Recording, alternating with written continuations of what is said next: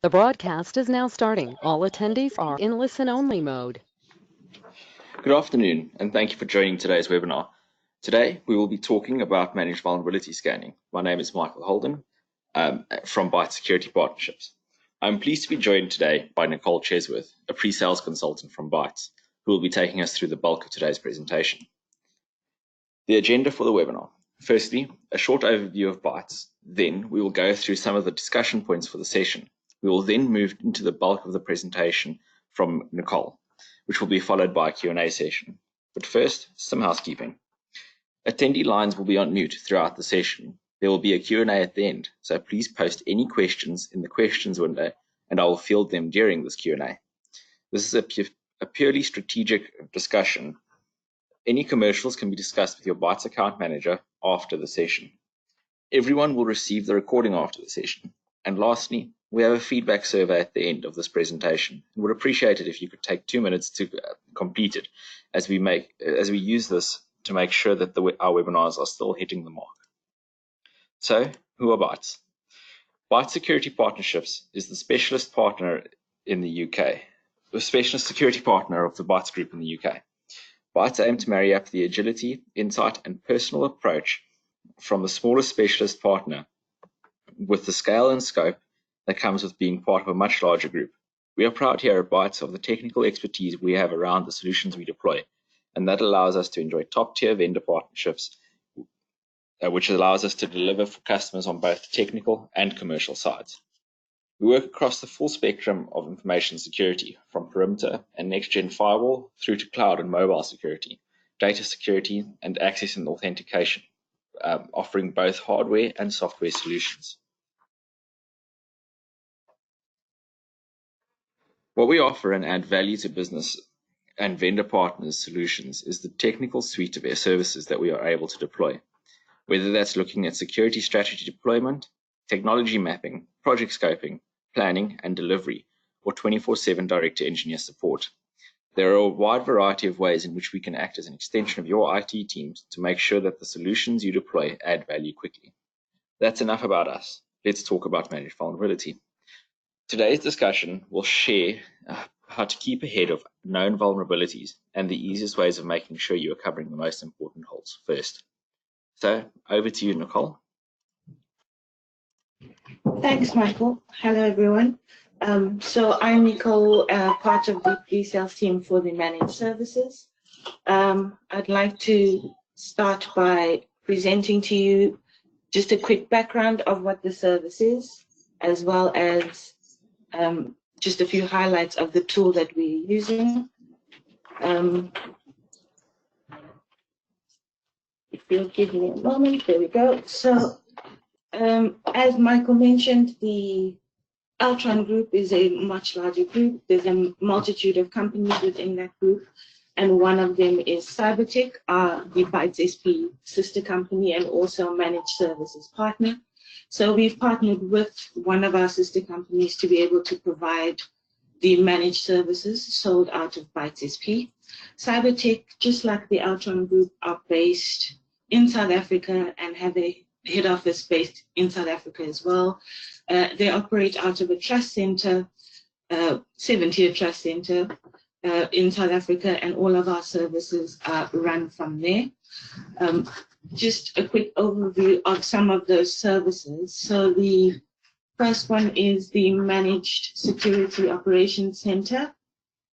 That is based on RSA networkness. Another one of our managed services is the Managed Firewall service, focused on Checkpoint, Fortinet, and Cisco devices.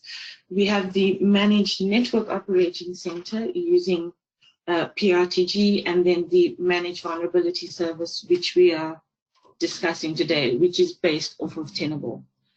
So most of our customers usually have very common issues or common experiences when it comes to vulnerabilities, common challenges, and one of those is just not being able to have visibility of what devices they have on the network and what those vulnerabilities are.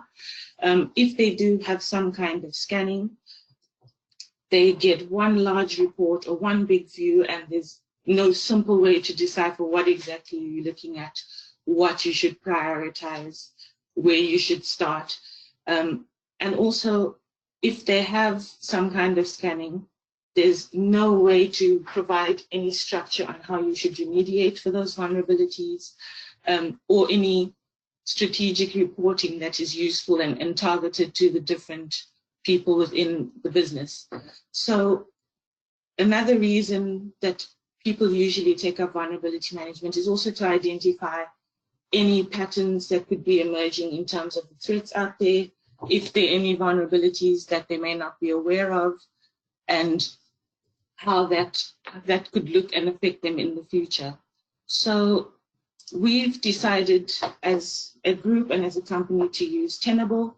The reason we've picked Tenable because it can provide 5 elements that are critical across any sort of vulnerability lifecycle management structure. They give you the ability to assess what is going on in your environment, whether your patch management is actually working or not. They're able to identify any vulnerabilities on in any part of your infrastructure, which could be even your switches, routers. It's not just limited to servers, laptops, and desktops. Tenable has built in some nice ways to scan against certain compliance standards like PCI or the Center for Information Security standards. So they've built that into their tools, which we like as well. They also provide the ability to measure your vulnerabilities, measure the risk that they have and how they are of risk to you, and also provide you the ability to respond with a rudimentary workflow if you want to assign tickets, or with reporting, with dashboards, which you have pretty much full access to. So the basic life cycle of a vulnerability management solution would be to start by discovering what exactly is on your network. So you would run a discovery scan that would span across your network, pick up any desktop servers, laptops, anything that is connected to your network, and give you a view of what exactly those assets are. Once you've done that discovery, you can then prioritize your infrastructure based on how you would prefer. So some people prioritize their assets based on IP range, based on the type of operating system they're running, based on the department they're running, or based on the brand. So that's highly configurable and manageable from the Tenable perspective. So you can then prioritize those assets and those views. You can then run your vulnerability scans against those assets, and these can be authenticated or unauthenticated scans. These scans will then scan through the environment, looking for those vulnerabilities, pulling all that information into a central location, regardless of how many scanners you're running in the network, and pull all of that information together into a single dashboard. Once you've assessed your environment and run your vulnerability scans, you will then have the opportunity to remediate those vulnerabilities, and Tenable will provide a way to run a remediation scan to make sure you have actually mitigated those vulnerabilities.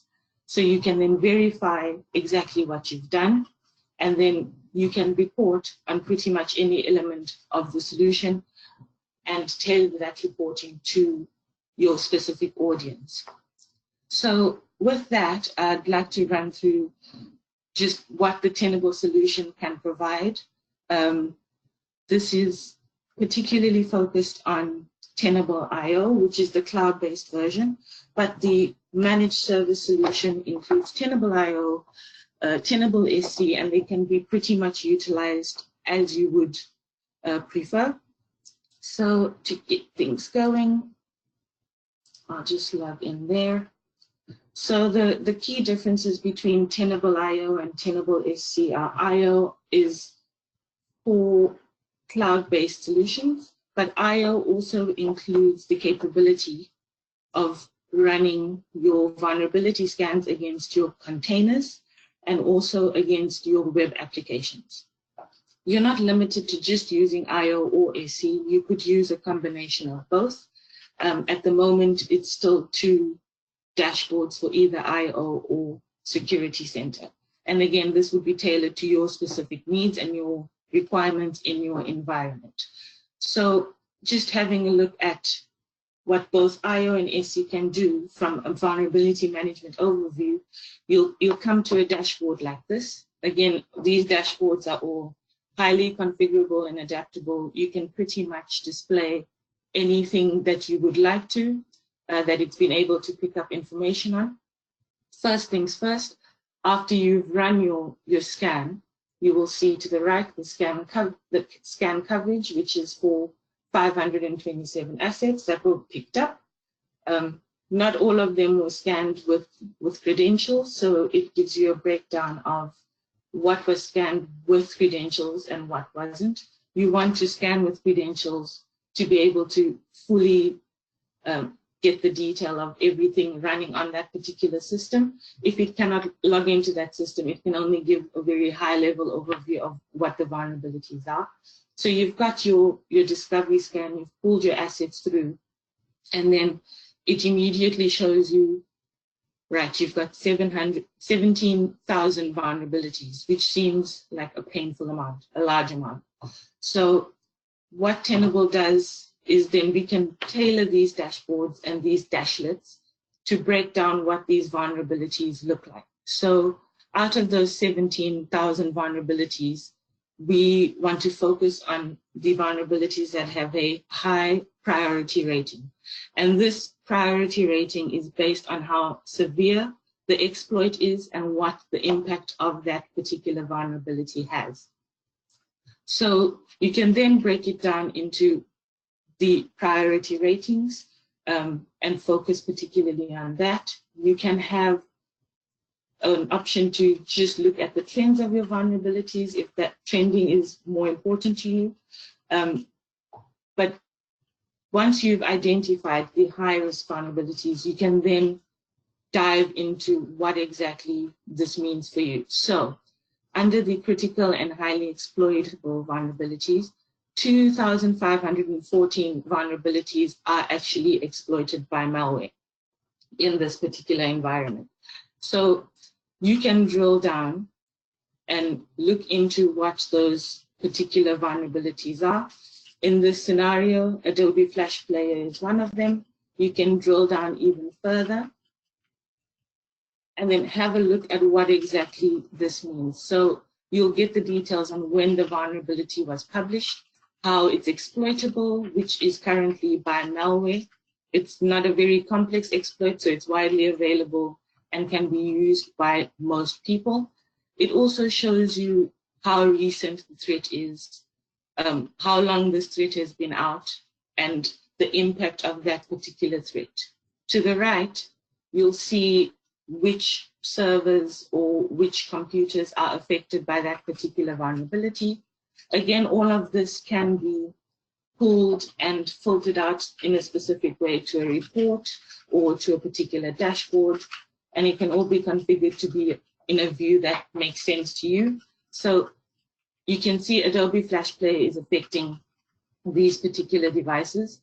If you wanted to drill down even further, you could and click on that particular device and have a look at what other vulnerabilities are relevant to that asset and what that means for that particular asset. So you can pretty much drill down to an individual basis around what that means. But the point of this is to give you a focus on what exactly is critical and what is exploitable, maybe what's not relevant at the moment versus what is, and just to give you some focus on where you can go with these particular vulnerabilities. They've also got a nice little dashlet you can use at the bottom for future threats currently that are being tested, or vulnerabilities that have exploits that have been developed that are currently in proof of concept. So you can have a look at what those vulnerabilities are. They might not yet be relevant, but there's currently an exploit available that's being developed at the moment, and you can go into it and have a look at what exactly those exploits are going to be exposing. So, for example, there's currently a proof of concept on the Fortinet 40 OS for this particular version. It's not yet being exploited, but it could be, and then you're given a recommendation to patch a specific thing if there's a patch available. Again, also configurable and manageable by how you would like, so you can have an asset view or a plugin view. If you have a look at the overall dashboards, you can pretty much configure these dashboards to your liking. So when I say to your liking, there's an array of options you could have. So in terms of the dashboards that are available, that could possibly be relevant to you, if you have a click on the dashboards, let's have a look at vulnerability management. See, that might be loading. Let's carry on while that's loading. So this is one of the main dashboards that you can have. If you, for example, have web applications and you wanted to use the tool to run your scans for web applications, you could also have a view of what that means and what that involves over here. So this is a particular web application that Tenable has scanned. It gives you your OWASP top 10 and any vulnerabilities and trending over time. It also goes into the detail of what exactly it's found for that particular web application and how those vulnerabilities can be remediated. Again, you can drill down, right down to what exactly that vulnerability is, the details of that vulnerability, whether it can be exploited, how long it's been out there, and you can essentially manage it from that view. So there's a few options that you could play with the dashboards that could be tailored to you. I would like to say there's endless options of how they can be manipulated and defined for your specific needs. But that is just one way of using it. If you have containers, I'm not sure if there's containers in this particular environment, but it gives you the same kind of information and detail based on what those containers' vulnerabilities are. So again, you have visibility of what was scanned, what exactly was identified, what those risks were, and what you need to focus on right away. This is also categorized again, however you would like. Currently it's by OS, but that can be manipulated and categorized to your individual needs. So at a high level, this is how Tenable gives you a realistic current view of what is vulnerable in your environment. Again, like I mentioned, there's endless amounts of ways that you can manipulate the data. It also gives you the ability to prevent any reports and poor reports. Some examples of these reports, if I can just bring that up. So for your Center for Information Security, they have best practice standards around how you should configure your service, for example, and you can basically run a scan against this particular standard. It will show you which configurations passed and which failed, and gives you the ability to go through what exactly failed in those particular checks and which settings are relevant to those failed checks to meet the standard. So that goes into quite a lot of detail if the Center for Information Security is an important standard for yourself. You can tailor the reports specifically for your executives. So let's just run this to the top.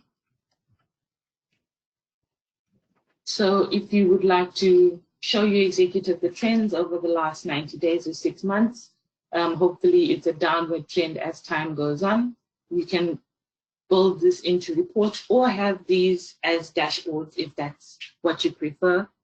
You can get the detail around your most vulnerable hosts in your environment, the summary of your vulnerabilities, the summary and detail of the vulnerabilities by the ports that are currently monitored and open. That as well can be built into a dashboard and can be manipulated and viewed and drilled down into. Essentially, you can expose any of the information that Tenable picks up through its scanners into reports that look like this. So if it's important to you to know what exactly is exploitable, how long it's been exploitable for, whether there's been a patch and we still haven't patched it, for example, you would be able to get an indication of this by having a look at, for example, the vulnerabilities. There's 33 of them that have had a patch for more than 30 days. And essentially the team has not solved that. So you can have a view immediately of what that is. You can have dashboards and reports as well on your remediation rate. So just like the dashboard before, you can have a view of the remediation rate. So in this particular scenario, there have been no patches done for a particular period, nothing for Linux. We won't read too much into that. We'll just assume that there's no Linux servers in this environment. But of the 3,000 vulnerabilities, only 342 of those vulnerabilities have been patched, which also gives you a clear idea of where you're at. You can break these down further into whether these vulnerabilities are critical or high. Usually people focus on the critical, and then you can pretty much deep dive into each and every section. All of these groups on the left here are defined by us. So you can have your groups based on operating system, like I mentioned, or based on department or on IP address ranges. These can be pretty much configured to your particular interest, and then dive down into each of those groups. Another option of what this the reporting and the tool gives you is looking at your critical systems. For example, in this environment, there's one system that's got 12 critical vulnerabilities.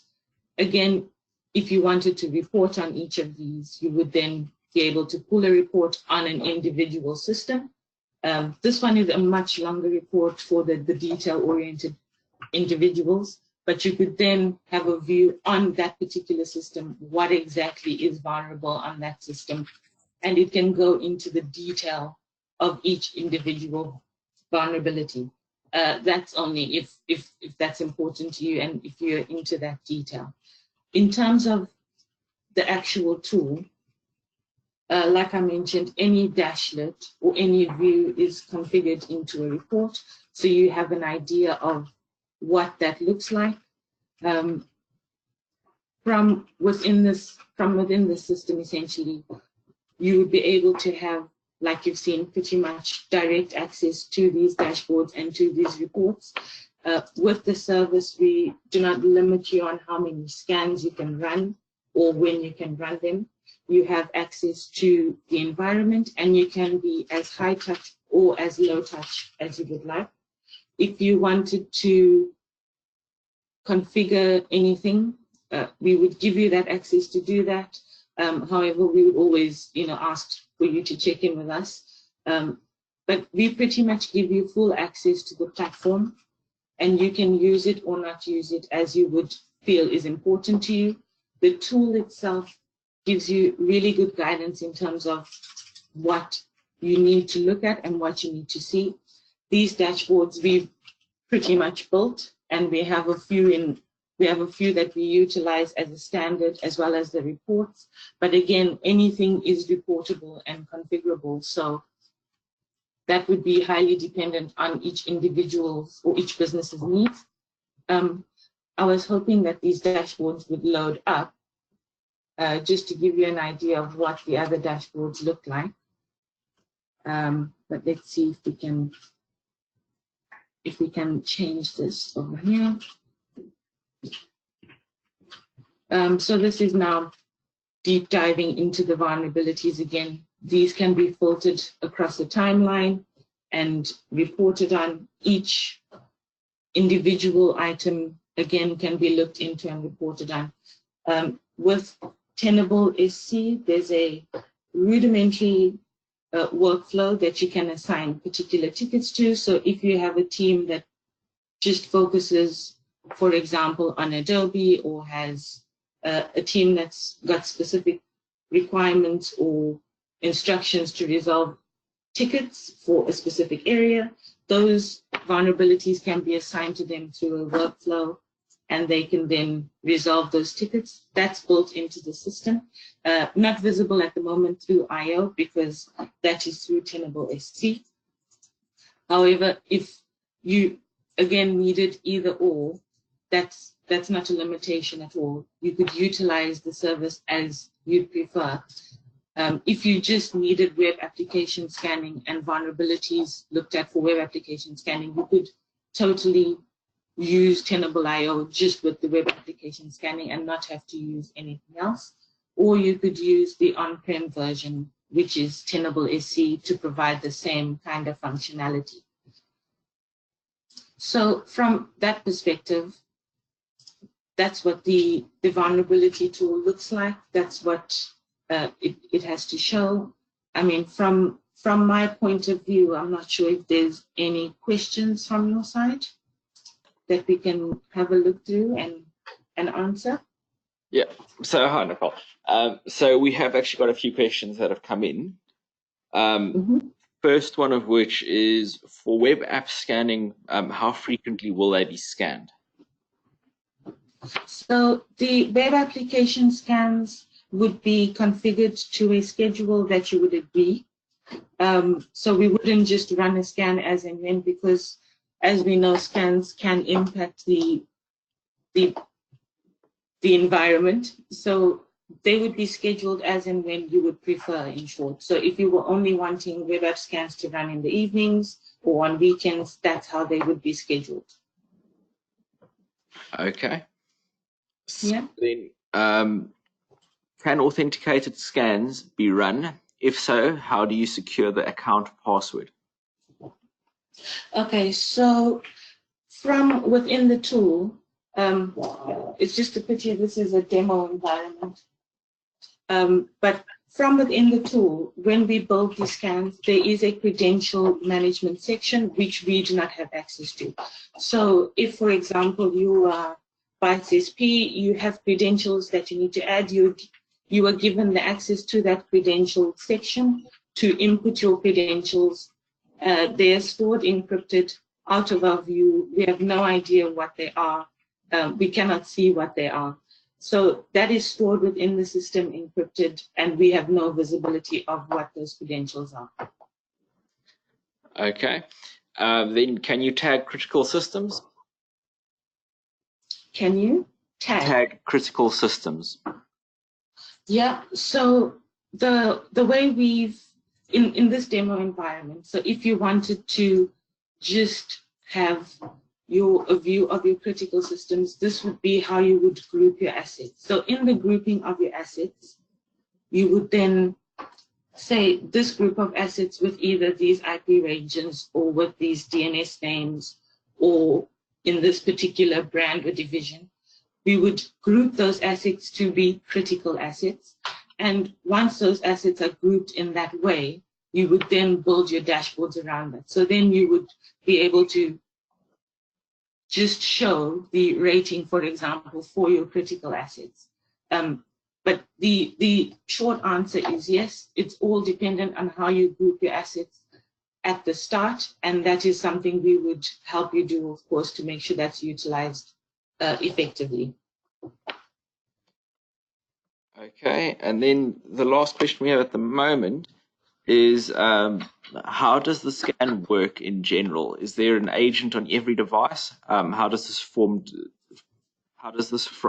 design work?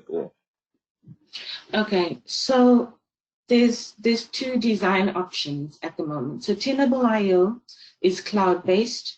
It can use an agent, or you can essentially point your services to the Tenable IO cloud over a secure connection. Tenable.sc is on-premise based, so you would have a scanner or multiple scanners across your infrastructure. Those scanners would then connect back to the Tenable Cloud or the Tenable.sc infrastructure, and that information would then be correlated and grouped into your dashboard views. So there can be an agent if some devices are not accessible over the LAN. An agent can be used, but you're not limited in any way for how many agents or how many scanners you use to get the work done, essentially.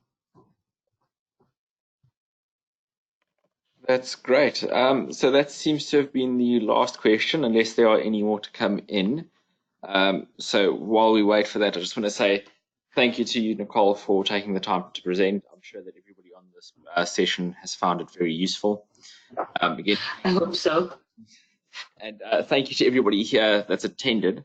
I hope that it was useful to you again, and that I just want to say thank you for taking the time on this afternoon to spend with us. We really do appreciate it. And we've got. No, we don't have another question. Sorry, my screen was just moving around. Oh wait, no, there we go. We have another one. So can you tell us about how the service is licensed? Sure. So the service is licensed per IP. So what we would do is we would only focus on a per IP number, not on the installation or anything like that. So if you have 500 active IP addresses, we would then utilize the per IP number to license the service, if that makes sense. Okay. That's great. I think that's going to be it though. So I'm sure if there's any other questions, they could come through and I'll make sure I answer them. Yes. So if there are outside of the session. If there are any other questions, if you could email them to me before in the next few hours or something, I'll make sure that they get passed along to the correct people to get answered for you. That would be great. I will be sending out the recording to everybody who is on the line so that you can share with your organizations. Yeah, we look forward to hearing from you. Thank you, everybody, and goodbye. And the rest of the afternoon. Thank you.